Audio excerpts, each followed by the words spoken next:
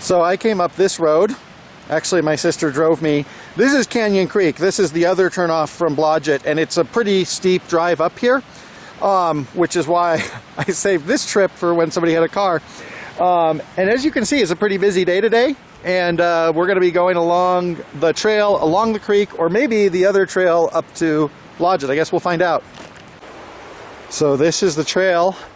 As you can see, right outside of the trail, you do have Ponderosa, but here we have Pacific Northwest Forest, more or less. And this goes along the creek, so you have that sound of water. And you also have a lot of shade, or mostly a lot of shade. So this trail involves a fair amount of going up and down, but we still have a lot of shade. There's also, as you can see, there's a lot of rocks, including some quite large ones along this trail, because we are still in the scree zone of those cliffs.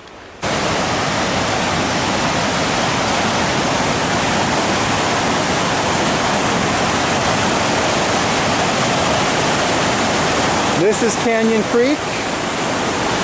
Kind of self-explanatory. It is rushing and falling a lot right here. So we've continued to hike, and as you can see, we have gained some elevation, and you can see, or you can't see, down to the valley there, or down to the canyon, and you can probably hear the water.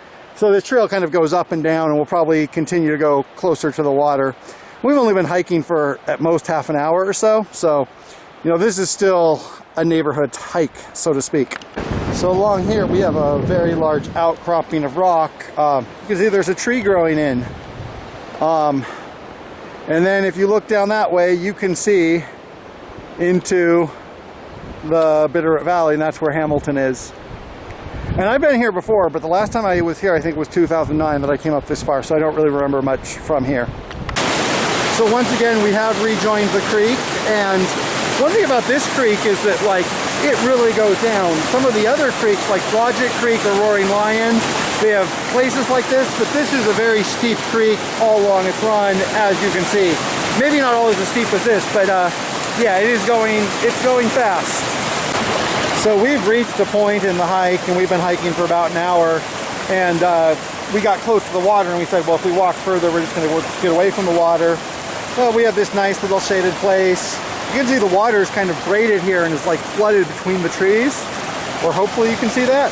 And from here we're just going to turn around, because even though this is like a friendly neighborhood hike, you know, I always say don't think about how far you can go, think about how far you can go and go back. So we're going to turn around and hike back down. Don't know if it'll be quicker or shorter going back down this way. So we've been hiking back down from that direction. And the descent hasn't actually been very bad, as far as like not a lot of shock on my ankles or knees, as far as I know. And you can see we still have a beautiful creek there. We have those cliffs there, and just like I said in Blodgett, those would actually probably be fun to climb if you had the expertise, but don't really see people doing that.